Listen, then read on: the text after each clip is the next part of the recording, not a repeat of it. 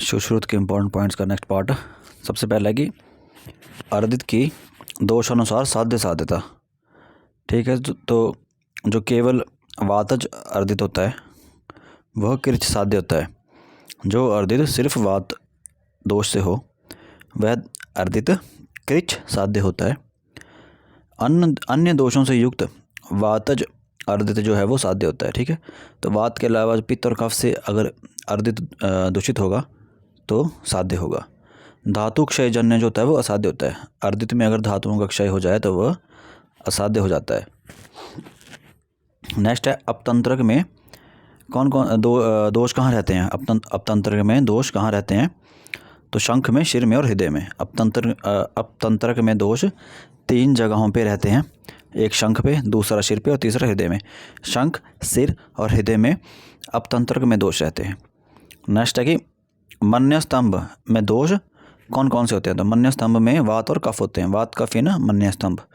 मन्यस्तंभ में वात कफ दोष होते हैं, वात और कफ। बाधीर्य में दोष कौन सा होता है? वातज या वात कफज। बाधीर्य में वातज या वात कवच दोष होते हैं। कलाय खंज का लक्षण क्या है? वेपन और खंजता। कलाय खंज का लक्षण है वेपन और खंजता। ठीक है, वेपन और खंजता किसका लक्षण है? कलाय खंज का। नेक्स्ट है तूर्णी और प्रतितूर्णी। तो तूर्णी क्या होती है? मलाशय या मूत्राशय से पीड़ित लिंग की ओर प्रवृत्त होती है। तूर्णी जो होती है मलाशय या मूत्राशय से पीड़ा जो होती है वह लिंग की ओर प्रवृत्त होती है, उसे तूर्णी कहते हैं। और प्रतितूर्णी क्या होती है कि लिंग से पीड़ा मलाशय या मूत्राशय की ओर प्रवृत्त होती है। ठीक है, अगर जो दर्द होगी या जो पीड़ा होगी वो मलाशय या मूत्राशय से लिंग की ओर जाएगी तो उसे तूर्णी कहेंगे। और प्रतितूर्णी कब होती है पीड़ा? जब जो दर्द होती है वो लिंग से पीड़ा जो है मलाशय और मूत्राशय की ओर प्रवृत्त करे या जाए, तब वह प्रतितूर्णी कहलाएगी। नेक्स्ट है कि प्रत्याधमान का लक्षण क्या है? प्रत्याधमान का लक्षण है आमाशय समुत विमुक्त पार्श्व हृदय। ठीक है, प्रत्याधमान का लक्षण है आमाशय समुत और विमुक्त पार्श्व हृदय। नेक्स्ट है कि किस रोगी को सदैव पांडु रोग, ग्रहणी दोष एवं शोथ से पीड़ित होने की शंका बनी रहती है? ठीक है, तो इसका उत्तर है अर्श का रोगी। जो अर्श का रोगी होता है, ठीक है, वह सदैव पांडु रोग, ग्रहणी दोष एवं शोथ से पीड़ित होता रहता है। ठीक है, जिस रोगी को हमेशा अर्श रहेगा, ठीक है, उसको हमेशा सदैव पांडु रोग, ग्रहणी दोष एवं शोथ से पीड़ित होने की शंका बनी रहेगी। नेक्स्ट है कि नाभि पर होने वाले अर्श की आकृति क्या होती है? गंडू पद मुख सदृश। ठीक है, तो गंडू पद मुख सदृश आकृति नाभि पर होने वाले अर्श की होती है। ठीक है, तो नाभि पर होने वाले अर्श की आकृति गंडू पद मुख सदृश होती है। नेक्स्ट है कि चरम कील का कारण क्या है? व्यान वायु। ठीक है, तो जो चरम कील होती है वो व्यान वायु से होती है। व्यान वायु जो है वो चरम कील को करती है। चरम कील का कारण क्या है? व्यान वायु। नेक्स्ट है अश्मरी। ठीक है, तो अश्मरी का अधिष्ठान क्या है? श्लेष्मा। अश्मरी का अधिष्ठान है श्लेष्मा। अश्मरी के भेद कितने होते हैं? 4 होते हैं। वातज अश्मरी, पित्तज अश्मरी, श्लेष्मिक और शुक्रज। ठीक है, तो अश्मरियाँ 4 प्रकार की होती हैं, वातज, पित्तज, कफज और शुक्रज। अश्मरी का अधिष्ठान है श्लेष्मा। अश्मरी का पूर्व रूप क्या है? वस्तगंधी मूत्र प्रवृत्ति। ठीक है, तो अश्मरी का पूर्व रूप क्या है? वस्तगंधी मूत्र प्रवृत्ति। वस्तगंधी मूत्र प्रवृत्ति जो है वो अश्मरी का पूर्व रूप है। मूत्र का वर्ण कैसे हो जाता है अश्मरी में? गोमेद प्रभ। ठीक है, अश्मरी में मूत्र का वर्ण जो है वो गोमेद प्रभ हो जाता है। अश्मरी में मूत्र का वर्ण गोमेद प्रभ हो जाता है। अश्मरी में शुक्र अश्मरी की स्थिति, ठीक है, तो शुक्र अश्मरी की स्थिति क्या होती है? वृषण व मेड़ के बीच में। जो शुक्र अश्मरी होती है वो कहाँ स्थित होती है? तो वो वृषण और मेड़ जो होता है उसके बीच में स्थित होती है। अश्मरी का निर्माण किससे होता है? वात से, पित्त से, कफ के उपसने से। ठीक है, तो अश्मरी का निर्माण वात, पित्त, कफ के उपसने से होता है। नेक्स्ट है कि मलाधार प्राणायतनम उत्तमम व अलाभु एव संज्ञा दी गई है किसके लिए? बस्ती की। ठीक है, तो बस्ती की संज्ञा क्या दी गई है? मलाधार प्राणायतनम उत्तमम व अलाभु एव संज्ञा। ठीक है, बस्ती की दी गई है। मलाधार प्राणायतनम उत्तमम व मालाधार प्राणायतमम उत्तमम और साथ में अलाबु ईव संज्ञा वस्ती की दी गई है। नेक्स्ट है आयुर्वेद अनुसार मूत्र निर्माण होता है आमाशय और पक्वाशय में। ठीक है, आयुर्वेद क्या बोलता है कि मूत्र का निर्माण कहाँ होता है? आमाशय में और पक्वाशय में। नेक्स्ट है कि कुछ प्रमुख भगंदरों के लक्षण क्या क्या हैं? शतपूनक। ठीक है, तो शतपूनक भगंदरस का लक्षण क्या होता है कि अणुमूर्खे छिद्रेरा पूयर्ते। ठीक है, तो शतपूनक भगंदर का लक्षण क्या है? अणुमूर्खे छिद्रेरार पूयते। अणुमूर्खे छिद्रेरार पूर्यते। नेक्स्ट है कि उष्ट्रग्रीव भगंदर का लक्षण क्या है? व्रणश्चाग्नि क्षाराभ्याविव दहाते। ठीक है, उष्ट्रग्रीव भगंदर का लक्षण है व्रणश्चाग्नि क्षाराभ्याविव दहाते। शंभु का वर्त भगंदर का लक्षण क्या है? पादांगुष्ठ प्रमाण। ठीक है, शंभु का वर्त भगंदर जो है उसका लक्षण होता है पादांगुष्ठ प्रमाण। उन्मार्गी भगंदर का लक्षण है कृमीकृत। उन्मार्गी भगंदर जो है वो कृमीकृत होता है।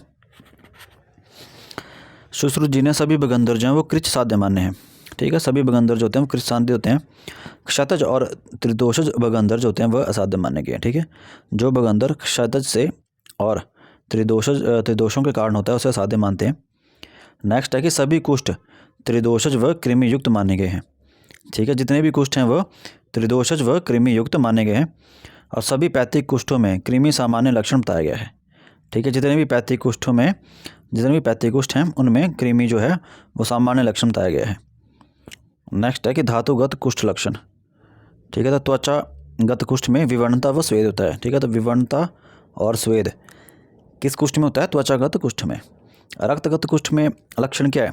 अतिस्वेद व दुर्गंधित रक्त प्रवृत्ति। ठीक है, तो अतिस्वेद बहुत ज़्यादा क्वांटिटी में स्वेद का होना, पसीने का पड़ना, और साथ में दुर्गंधित रक्त प्रवृत्ति जो है वो रक्तगत कुष्ठ में होती है। मांसगत कुष्ठ में क्या होता है? पीड़िकोत्पत्ति व मुख शोष। ठीक है, तो पीड़िकाओं की उत्पत्ति और मुख शोष जो है वो मांसगत कुष्ठ का लक्षण है। मेदोगत कुष्ठ का लक्षण क्या है? शरीरांग भेदन व कृमि उत्पत्ति। ठीक है, तो मेदोगत कुष्ठ का लक्षण है शरीरांग भेदन व कृमि उत्पत्ति। नेक्स्ट है अस्थि मज्जागत। ठीक है, अस्थि मज्जागत कुष्ठ का लक्षण क्या है? नासा भंग व नेत्र लालिमा। ठीक है, नासा भंग और नेत्र लालिमा जो वो अस्थि मज्जागत कुष्ठ का लक्षण है। शुक्रगत कुष्ठ का लक्षण क्या है? कौण्य। कौंड्य जो है वो शुक्रगत कुष्ठ का लक्षण है। शुक्रगत कुष्ठ का लक्षण है कौण्य। शुक्रगत कुष्ठ का लक्षण है कौण्य। नेक्स्ट है कि त्वचा रक्त व मांसगत कुष्ठ क्या होते हैं? साध्य होते हैं।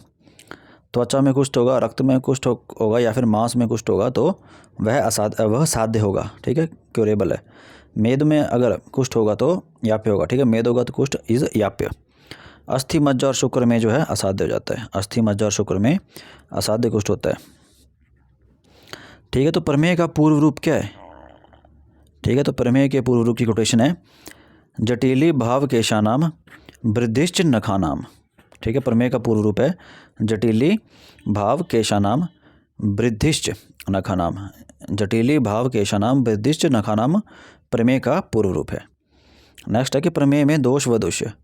ठीक है, तो कफज प्रमेय में त्रिदोष और मेदजन्य। ठीक है, जो कफज प्रमेय होता है वो त्रिदोषों के कारण भी होता है और मेदजन्य भी होता है। पित्तज प्रमेय जो है वो त्रिदोषज भी है और मेद के कारण भी है और रक्तजन्य भी है। ठीक है, तो कफज जो है वो त्रिदोष और मेदजन्य, पित्तज प्रमेय जो है वो त्रिदोष मेद और रक्तजन्य, और वातज प्रमेय जो है वो त्रिदोष मेद रक्त वसा व मज्जाजन्य। ठीक है, वातज प्रमेय जो है वह जो है त्रिदोष मेद रक्त वसा व मज्जाजन्य।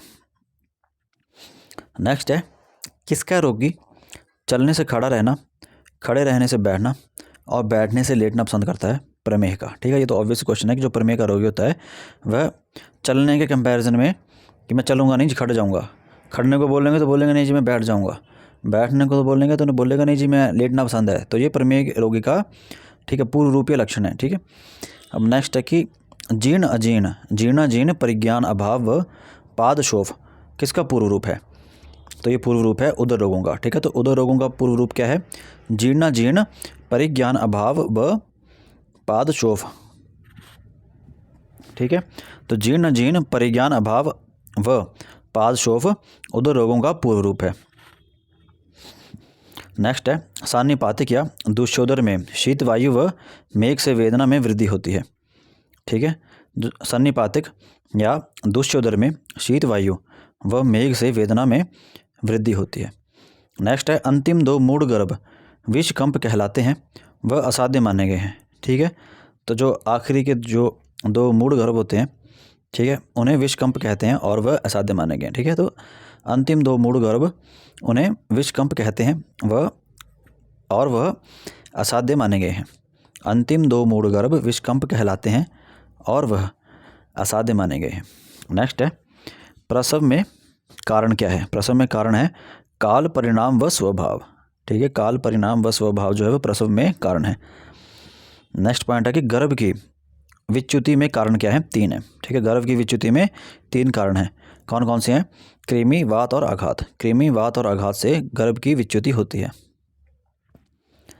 तो मृत गर्भ का लक्षण क्या बताया सुश्रुत जी ने? गर्भ अस्पंदनम, आविनाम प्रणाशः, श्याव पांडुता भवति, उच्छ्वास, पूतित्वम, शूलम, चांतरमृते शिशु। ठीक है, तो मूढ़ गर्भ का लक्षण क्या बताया है सुश्रुत जी ने? गर्भ अस्पंदनम, आविनाम प्रणाशः, श्याव पांडुता भवति, उच्छ्वास, पूतित्वम, शूलम, चांतरमृते शिशु। गर्भ अस्पंदनम, आवी नाम प्रणाशः, श्याव पांडुता भवति, उच्छ्वास, पूतित्वम, शूलम, चांतरमृते शिशु। गर्भ अस्पंदनम, आवी नाम प्रणाशः, श्याव पांडुता भवति, उच्छ्वास, पूतित्वम, शूलम, चांतरमृते शिशु। अब नेक्स्ट पॉइंट है कि स्त्री की मृत्यु होने पर ही उदरपाटन से गर्भ निकालना चाहिए। ठीक है, तो सुश्रुत जी बोलते हैं कि उदरपाटन से गर्भ कब निकालें? जब स्त्री की मृत्यु हो जाए। ठीक है, तो ये उस टाइम के हिसाब से, टेक्नोलॉजी के हिसाब से सही डिसीजन होगा, लेकिन आज तो काफ़ी ज़्यादा एडवांसमेंट हो रखी है। अब नेक्स्ट पॉइंट है कि विदृधि का लक्षण। ठीक है, तो वातिक विदृधि का लक्षण होता है चित्रोत्थान प्रपाकश्च, चित्रोत्थान प्रकाशश्च, चित्रोत्थान प्रपाकश्च वातिक विदृधि का लक्षण है। वातिक विदृधि का लक्षण क्या है? चित्रोत्थान प्रपाकश्च, चित्रोत्थान प्रपाकश्च वातिक विदृधि। पैतिक विदृधि का लक्षण क्या है? पक्व उदम्बराश्च, क्षिप्रोत्थान प्रपाकश्च। ठीक है, पैतिक विदृधि का लक्षण है पक्व उदुम्बराश्च, क्षिप्रोत्थान प्रपाकश्च। श्लैष्मिक विदृधि का लक्षण क्या है? शराव सदृश चिरोत्थान प्रपाकश्च। श्लैष्मिक विदृधि का लक्षण है शराव सदृश व चिरोत्थान प्रपाकश्च। सन्निपातिक विदृधि का लक्षण क्या है? घाटालो विषम महान। ठीक है, सन्निपातिक विदृधि का लक्षण है घाटालो विषम महान। घाटालो विषम महान सन्निपातिक विदृधि का लक्षण है। आगंतुक विदृधि का लक्षण क्या है? पित्त और रक्तजन्य। ठीक है, आगंतुक विदृधि में पित्त और रक्तजन्य होता है, और रक्तज विदृधि जो है वो कृष्ण स्फोटों के साथ होती है। ठीक है, कृष्ण स्फोटा इन रक्तज विदृधि, रक्तज विदृधि में कृष्ण स्फोट होते हैं। नेक्स्ट पॉइंट है कि हृदय, नाभि व वस्ति के अतिरिक्त आभ्यंतर विदृधियाँ बाहर टूटे तो साध्य मानी जाती हैं। ठीक है, अगर हृदय, नाभि और वस्ति, ये 3 हो गए। ठीक है, हृदय, नाभि और वस्ति के अतिरिक्त कहीं पे भी आभ्यंतर विदृधियाँ बाहर टूटे तो साध्य मानी जाती हैं। अधोगामी विदृधि जो है वो साध्य होती है। जो अधोगामी विदृधि है वह साध्य है। ऊर्ध्वगामी विदृधि जो है वो असाध्य है। अधोगामी विदृधि साध्य है, ऊर्ध्वगामी विदृधि असाध्य है। मक्कल संज्ञक विदृधि का पाक काल क्या है? 7 दिन। ठीक है, मक्कल संज्ञक विदृधि का पाक काल है 7 दिन। मक्कल संज्ञक विदृधि का पाक काल है 7 दिन। गुलम में पाक नहीं होता है पर विदृधि में पाक होता है। जो गुलम होता है उसमें पाक नहीं होता है पर विदृधि में पाक हो जाता है। ठीक है, विदृधि में पाक हो जाता है लेकिन गुलम में पाक नहीं होता है। ये मेजर डिफरेंस है गुलम और विदृधि में। ठीक है, तो गुलम और विदृधि में मेजर डिफरेंस क्या है कि गुलम में पाक हो जाएगा लेकिन विदृधि में पाक सॉरी विदृति में पाक हो जाएगा, लेकिन गुल में पाक नहीं होगा, गुल में पाक नहीं होगा और विदृति में पाक हो जाएगा। नेक्स्ट पॉइंट है कि मज्ज परिपाक विदृति में स्राव कैसा होता है, मेद प्रभः। ठीक है, मज्ज परिपाक विदृति में स्राव मेद प्रभः होता है। मेद प्रभः स्राव कैसे किस में होता है, मज्ज परिपाक विदृति में। ठीक है, तो मज्ज परिपाक विदृति में स्राव होता है मेद प्रभः। नेक्स्ट है विसर्प लक्षण। ठीक है, तो वातिक विसर्प का लक्षण क्या होता है, विषम गंडों वाला। ठीक है, विषम गंडों वाला लक्षण किस में होता है, वातिक विसर्प में। पैतिक विसर्प का लक्षण होता है कर्दम निभ। कर्दम निभ जो है लक्षण कौन से विसर्प में है, पैतिक विसर्प में। श्लैष्मिक विसर्प का लक्षण क्या होता है कि तीव्र कंडयुक्त। श्लैष्मिक विसर्प इज तीव्र कंडयुक्त। क्षतज विसर्प कुलथ सदृश फोड़े युक्त। जो क्षतज विसर्प होता है उसमें कुलथ के समान फोड़े हो जाते हैं। ठीक है, और जो त्रिदोषज विसर्प होता है उसमें इन सभी के जो लक्षण होते हैं वो मिश्रित होते हैं। अब नेक्स्ट पॉइंट है कि स्तन्य प्रवृत्ति का कारण है क्या है। ठीक है, तो माता का स्नेह। स्तन्य प्रवृत्ति का कारण है माता का स्नेह। नेक्स्ट पॉइंट है कि स्तन्य रोग के दूष्य हैं रक्त व मांस। ठीक है, तो स्तन्य दोष के दूष्य क्या हैं, रक्त और मांस। ग्रंथि, नेक्स्ट पॉइंट आता है ग्रंथि। तो ग्रंथि में दूष्य क्या है, रक्त मांस मेद और कफ। ग्रंथि में दूष्य हैं रक्त मांस मेद और कफ। ठीक है, तो ग्रंथि के दूष्य हैं रक्त मांस मेद कफ। ठीक है, और ग्रंथि के लक्षण जो सुश्रुत में नहीं बताए हैं। ठीक है, वातिक ग्रंथि के लक्षण क्या है, कृष्ण मृदुवस्ती इव आतत। वातिक ग्रंथि का लक्षण है कृष्ण मृदुवस्ती इव आतत। वातिक ग्रंथि का लक्षण है कृष्ण मृदुवस्ती इव आतत। वातिक ग्रंथि इज इक्वल टू कृष्ण मृदुवस्ती इव आतत। वातिक ग्रंथि कृष्ण मृदुवस्ती इव आतत। पैतिक ग्रंथि का लक्षण क्या है, उष्णस्रावी। पैतिक ग्रंथि उष्णस्रावी। पैतिक ग्रंथि उष्णस्रावी। पैतिक ग्रंथि जो होती है वो उष्णस्रावी होती है। कफज ग्रंथि का लक्षण है पाषाण वत्सहनम। ठीक है, कफज ग्रंथि का लक्षण है पाषाण वत्सहनम। पाषाण वत्सहनम। ठीक है, मेदज ग्रंथि का लक्षण है शरीर वृद्धि वृद्धि क्षय हानि पिण्याक सर्पी प्रतिम। ठीक है, मेदज ग्रंथि का लक्षण है शरीर वृद्धि वृद्धि क्षय हानि पिण्याक सर्पी प्रतिम। मेदज ग्रंथि का लक्षण है शरीर वृद्धि वृद्धि क्षय हानि पिण्याक सर्पी प्रतिम। सिराज ग्रंथि का क्या लक्षण है, चल। सिराज ग्रंथि तो चल कृच साध्य होती है और जो मर्मोथ होती है वो असाध्य होती है। ठीक है, तो सिराज ग्रंथि में चल जो होती है वो कृच साध्य होती है और जो मर्मोथ होती है वो असाध्य होती है। नेक्स्ट है अपची। ठीक है, तो अपची का लक्षण है आम्ल कास्थी सदृश्य। ठीक है, अपची का लक्षण क्या है, आम्ल कास्थी सदृश्य मत्स्य अंडजाल प्रतिमः। अपची का लक्षण है आम्ल कास्थी सदृश्य मत्स्य अंडजाल प्रतिमः। अपची में दोष दूष्य क्या है, मेद और कफ। अपची में दोष और दूष्य हैं मेद और कफ। अपची में दोष और दूष्य क्या है, मेद और कफ। नेक्स्ट आता है अर्बुद। ठीक है, तो अर्बुद का लक्षण क्या है, वृतम स्थिरम मंदरुजम अनल्पमूलम चिरवृद्धि अपाकम। ठीक है, तो अर्बुद का लक्षण है वृतम स्थिरम मंदरुजम अनल्पमूलम चिरवृद्धि अपाकम। अर्बुद का लक्षण क्या है, वृतम स्थिरम मंदरुजम अनल्पमूलम चिरवृद्धि अपाकम। अर्बुद का लक्षण है वृतम स्थिरम मंदरुजम अनल्पमूलम चिरवृद्धि अपाकम। वृतम स्थिरम मंदरुजम अनल्पमूलम चिरवृद्धि अपाकम। वृतम स्थिरम मंदरुजम अनल्पमूलम चिरवृद्धि अपाकम, ये अर्बुद का लक्षण है। अर्बुद के भेद कितने हैं, 6। ठीक है, अर्बुद के भेद कितने होते हैं, 6 होते हैं अर्बुद के भेद। 6 भेद कौन कौन से, वातिक पित्तिक कफज रक्तज मांसज और मेदोज। ठीक है, वातज पित्तज श्लेष्मज रक्तज मांसज और मेदज। ठीक है, वातज पित्तज कफज रक्तज मांसज और मेदज, ये अर्बुद के 6 भेद हैं।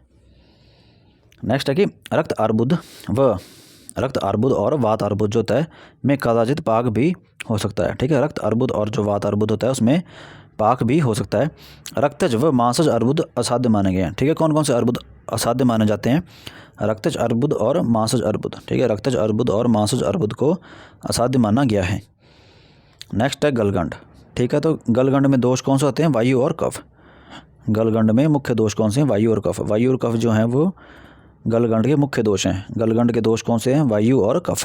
ठीक है, पित्त नहीं है, गलगंड में वायु और कफ होते हैं। दूसरे क्या हैं गलगंड के? मेद और मज्जा। ठीक है, तो दोष क्या है? वायु कफ, और दूसरे क्या है? मेद और मज्जा। गलगंड के दूषे हैं मेद मज्जा। गलगंड दूषे मेद मज्जा, गलगंड दूषे मेद मज्जा। मेदोज गलगंड का लक्षण क्या है? अलाभवत लंबते, देहानुरूप वृद्धि, गलेर अनुशब्दम करोति। ठीक है, तो मेदोज गलगंड का लक्षण क्या है? अलाभवत लंबते, देहानुरूप वृद्धि, गलेर अनुशब्दम करोति। ठीक है, पैत्तिक गलगंड नहीं होता है। ठीक है, कौन सा गलगंड नहीं होता है? ठीक है, तो वातज गलगंड भी होगा, कफज गलगंड भी होगा, लेकिन पैत्तिक गलगंड नहीं होगा। ठीक है, तभी तो हमने पढ़ा कि गलगंड में कौन सा दोष होते हैं? वात और कफ। इसलिए गलगंड जो होता है वो पैत्तिक गलगंड नहीं होता है। ठीक है, सिर्फ वातज और कफज गलगंड होगा, लेकिन पैत्तिक गलगंड नहीं होगा। ये क्वेश्चन पहले भी MCQs में बहुत बार आ चुका है, प्रीवियस ईयर क्वेश्चन में। नेक्स्ट पॉइंट है वृद्धि। ठीक है, तो वृद्धि के भेद कितने होते हैं? वृद्धि के भेद होते हैं 7। ठीक है, तो वृद्धि के भेद 7 होते हैं, 7। वृद्धि के भेद 7, वृद्धि के भेद 7, वृद्धि के भेद 7। ठीक है, कौन से? वातिक, पित्तक, कफज, रक्तज, मेदज, मूत्रज और आंतरवृद्धि। ठीक है, तो वातज, पित्तज, कफज, रक्तज, मेदज, मूत्रज और आंतरवृद्धि। ठीक है, तो वृद्धि के 7 भेद होते हैं। वात, पित्त, कफ 3 हो गए, रक्तज चौथा, 5वां मेदोज, 6वां मूत्रज और 7वां आंतरवृद्धि। ठीक है, तो वृद्धि के 7 भेद कौन से हैं? वातज, पित्तज, कफज, रक्तज, मेदोज, मूत्रज और आंतरवृद्धि। वृद्धि का लक्षण क्या है? ठीक है, तो वातिक वृद्धि का लक्षण क्या है? अनिल परिपूर्णा वस्ति भी वातताम। ठीक है, तो वातिक वृद्धि का लक्षण है अनिल परिपूर्णा वस्ति विवातताम। वातिक वृद्धि का लक्षण है अनिल परिपूर्णा वस्ति भी वातताम। ठीक है, तो पैत्तिक वृद्धि का लक्षण क्या है? पक्व उदुम्बर संकाशम। पैत्तिक वृद्धि का लक्षण है पक्व उदुम्बर संकाशम। पैत्तिक वृद्धि का लक्षण है पक्व उदुम्बर संकाशम। कफज वृद्धि का लक्षण है कंडुमति। कफज वृद्धि का लक्षण क्या है? कंडुमति। कफज वृद्धि का लक्षण है कंडुमति। कफज वृद्धि का लक्षण है कंडुमति। मेदोज वृद्धि का लक्षण क्या है? ताल फल प्रकाशम। मेदोज वृद्धि का लक्षण है ताल फल प्रकाशम।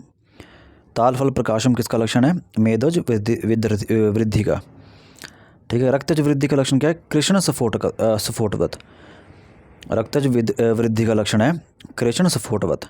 कृष्ण स्फोटवत लक्षण है रक्तज वृद्धि का, कृष्ण स्फोटवत।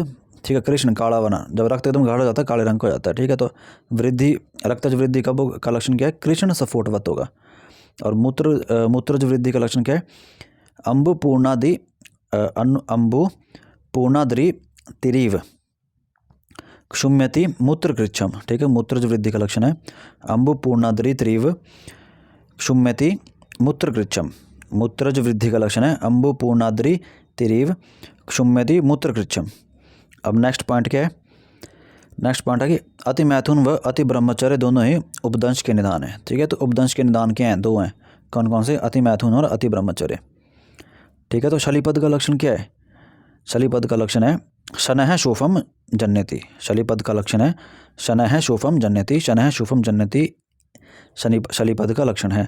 शनः शोफम जन्यति शलीपद का लक्षण है शनः शोफम जन्यति शलीपद। शनः शोफम जन्यति, शनः शोफम जन्यति शलीपद लक्षण। शनः शोफम जन्यति शलीपद लक्षण। नेक्स्ट पॉइंट है, अगला पॉइंट है कि कुछ प्रमुख क्षुद्र रोगों में दोष अधिक है। ठीक है, तो पालित्य में पित्त का, ठीक है, जो पालित्य क्षुद्र रोग होता है उसमें पित्त का अधिकता होती है। ठीक है, दारुणक जो क्षुद्र रोग है उसमें कफ और वात। ठीक है, तो पालित्य में पित्त, दारुणक क्षुद्र रोग में कफ और वात। दारुणक क्षुद्र रोग में कफ और वात। दारुणक क्षुद्र रोग में कफ और वात। रोमांतिका क्षुद्र रोग में कफ और पित्त। रोमांतिका क्षुद्र रोग में कफ और पित्त। रोमांतिका क्षुद्र रोग में कफ और पित्त। मशक क्षुद्र रोग में वात। मशक क्षुद्र रोग में वात। ठीक है, मुख दूषिका में कफ, वात व रक्त। मुख दूषिका क्षुद्र रोग में वात, कफ और रक्त। मुख दूषिका क्षुद्र रोग में कफ, वात और रक्त। परिवर्तिका क्षुद्र रोग में व्यानवायु। ठीक है, व्यानवायु किसमें होती है? परिवर्तिका क्षुद्र दोष में, क्षुद्र रोग में। ठीक है, तो व्यानवायु परिवर्तिका व्यानवायु इन परिवर्तिका क्षुद्र रोग। ठीक है, परिवर्तिका क्षुद्र रोग में व्यानवायु होती है। ठीक है, नेक्स्ट पॉइंट आता है कि विसर्पवत सर्पति। ठीक है, जालक गर्दभ। ठीक है। विसर्पवत सर्पति जालक गर्दभ का लक्षण है। ठीक है, तो विसर्पवत सर्पति जालक गर्दभ। ठीक है, तो कुनक का पर्याय क्या होता है? कुलीन। कुनक का पर्याय है कुलीन। कुनक कुनक का पर्याय है कुलीन। ठीक है। वल्मीक व तिलकालक क्या है? त्रिदोषज। वल्मीक और तिलकालक त्रिदोषज हैं। वल्मीक व तिलकालक त्रिदोषज हैं। चिप के पर्याय क्या होते हैं? क्षतरोग व उपनख। चिप के पर्याय हैं क्षतरोग व उपनख। चिप के पर्याय क्या क्या है? क्षतरोग व उपनख। नेक्स्ट पॉइंट है पाषाण गर्दभ। ठीक है, बलास और पवनात्मक। पाषाण गर्दभ बलास पवनात्मक। पाषाण गर्दभ बलास पवनात्मक। खालित्य में वात जमा पित्त या फिर कफ जमा रक्त। खालित्य में या तो वात जमा पित्त होंगे या फिर कफ और रक्त होगा। नेक्स्ट पॉइंट है कि भागवत ने अहिपूतना नामक क्षुद्र रोग को प्रष्टारु, गुदकंद व मातृका दोष भी कहा है एवं निरुद्ध प्रकाश को निरुद्ध मणि कहा है। ठीक है, तो भागवत जी ने निरुद्ध प्रकाश को क्या कहा है? निरुद्ध मणि। भागवत जी ने निरुद्ध प्रकाश को निरुद्ध मणि कहा है और भागवत जी ने अहिपूतना नामक क्षुद्र रोग को प्रष्टारु, गुदकंद व मातृका दोष भी कहा है। ठीक है, तो भागवत जी ने अहिपूतना नामक क्षुद्र रोग को के 3 पर्यायवाची दिए हैं। ठीक है, तो भागवत जी अहिपूतना को क्या क्या बोलते हैं? प्रष्टारु, गुदकंद या फिर मातृका दोष। ठीक है, प्रष्टारु, गुदकंद या फिर मातृका दोष। ठीक है, और भागवत जी ने निरुद्ध प्रकाश को निरुद्ध मणि कहा है। नेक्स्ट पॉइंट है प्रमुख शूक दोषों के लक्षण। ठीक है, तो प्रमुख शूक दोषों के लक्षण। ठीक है, तो जो सर्षपी है, सर्षपी का शूक दोष है, उसका मुख्य लक्षण क्या है? गौर सर्षप तुल्य। जो सर्षपिका होती है वह गौर सर्षप तुल्य है। कुंभिका जो है वो है जाम्बवास्थी निभ। कुंभिका जो है वह जाम्बवास्थी निभ। पुष्करी का जो शूक दोष है उसका लक्षण है पद्म पुष्कर संस्थाना।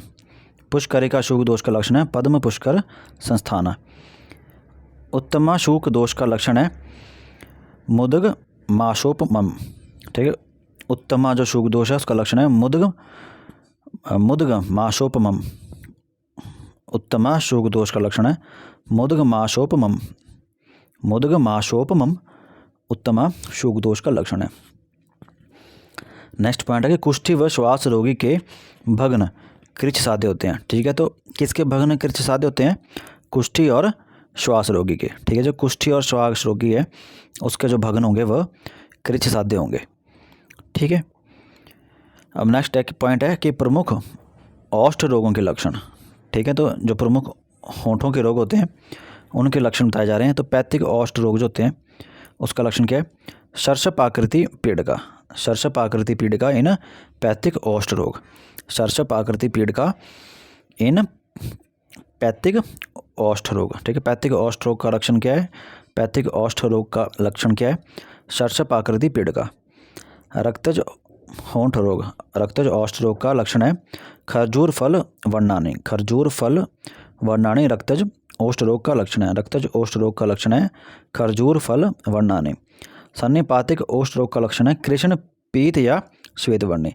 सन्निपातिक औष्ठ रोग का लक्षण है कृष्ण पीत या श्वेत वर्णी।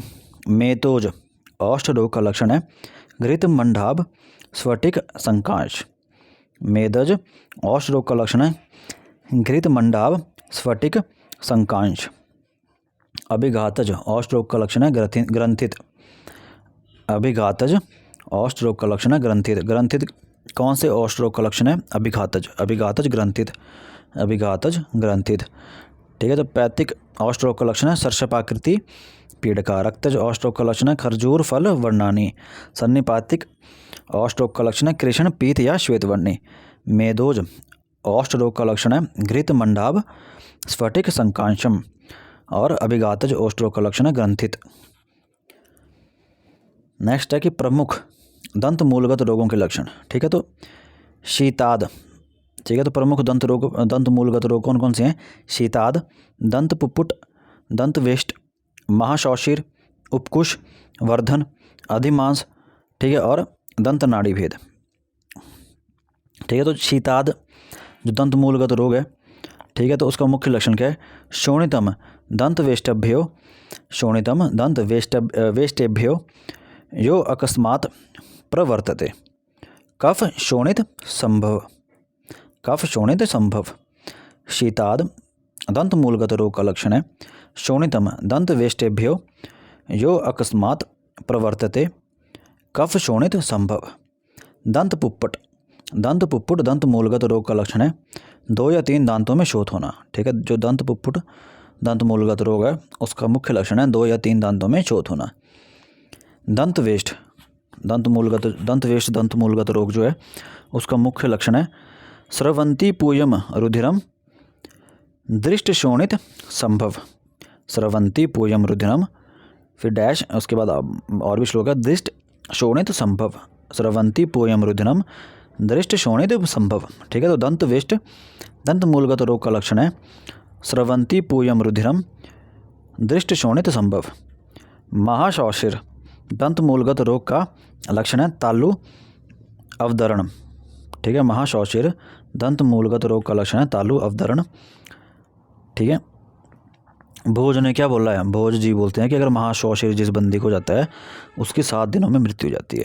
भोज के अनुसार महाशौशिर दंत मूलगत रोग जिस किसी में भी होता है उसकी 7 दिन में मृत्यु जाती है। ये भोज जी बोल रहे हैं, सुश्रुत जी नहीं बोल रहे हैं। ठीक है, तो भोज जी के अनुसार महाशौशिर दंत मूलगत रोग होने वाले व्यक्ति को 7 दिन में मृत्यु हो जाती है।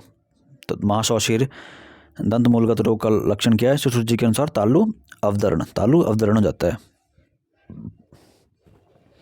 नेक्स्ट पॉइंट है उपकुश। उपकुश दंत मूलगत रोग जो है उसका लक्षण है, जो उपकुश दंत मूलगत रोग है उसमें दबाने पर रक्त प्रवृत्ति व छोड़ने पर पुनः यथास्थिति बनती है। ठीक है, तो उपकुश में दबाने पर रक्त प्रवृत्ति होती है और अगर हम उसको छोड़ दें तो उसमें पुनः यथास्थिति हो जाती है। उपकुश दंत मूलगत रोग में दबाने पर रक्त प्रवृत्ति व छोड़ने पर पुनः यथास्थिति।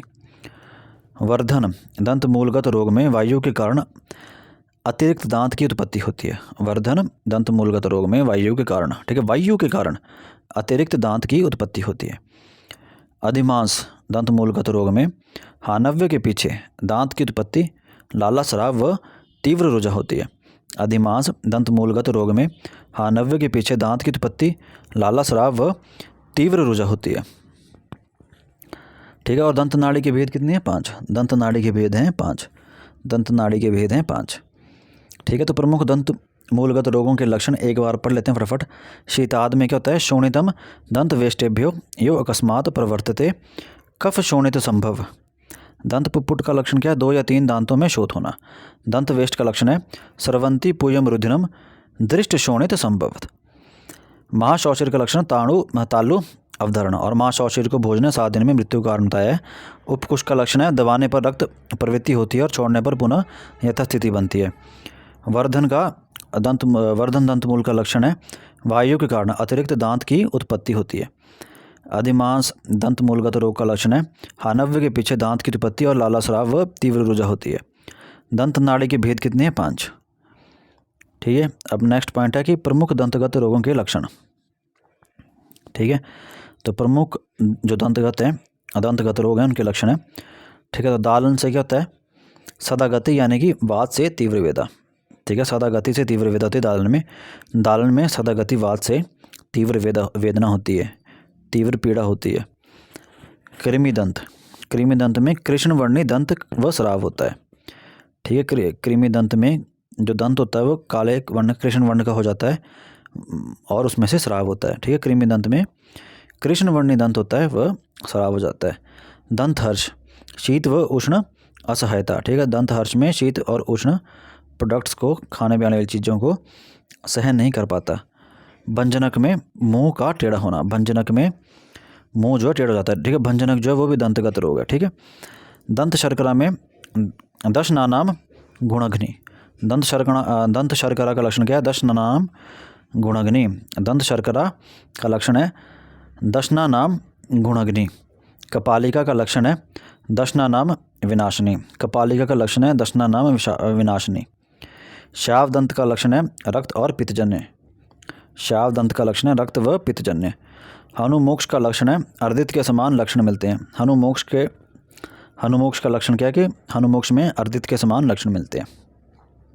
ठीक है, तो प्रमुख दंत रोग कौन कौन से हैं? दालन, कृमिदंत, दंत हर्ष, भंजनक, दंत शर्करा, कपालिका, श्यावदंत और हनुमोक्ष। ठीक है, तो दालन, कृमिदंत, दंत हर्ष, भंजनक, दंत शर्करा, कपालिका, श्यावदंत और हनुमोक्ष। ठीक है, तो इन सभी के लक्षण एक बार पढ़ लेते हैं फटाफट। तो दालन का क्या लक्षण है? सदा गति, वात से तीव्र पीड़ा। कृमिदंत का लक्षण है कि कृष्ण वर्णी दंत व स्राव का होना। दंत हर्ष का लक्षण है शीत व उष्ण असहायता। भंजनक दंतगत रोग का लक्षण है मुंह का टेढ़ा होना। दंत शर्करा दंतगत रोग का लक्षण है दशना नाम गुणाग्नि। और कपालिका दंतगत रोग का लक्षण है दशना नाम विनाशनी। श्यावदंत दंतगत रोग का लक्षण है रक्त और पित्तजन्य। हनुमोक्ष दंतगत रोग का लक्षण है अर्दित के समान लक्षण मिलते हैं। ठीक है, हनुमोक्ष में अर्दित के समान लक्षण मिलते हैं। अब इसके बाद हम नेक्स्ट पार्ट में करेंगे। Thank you.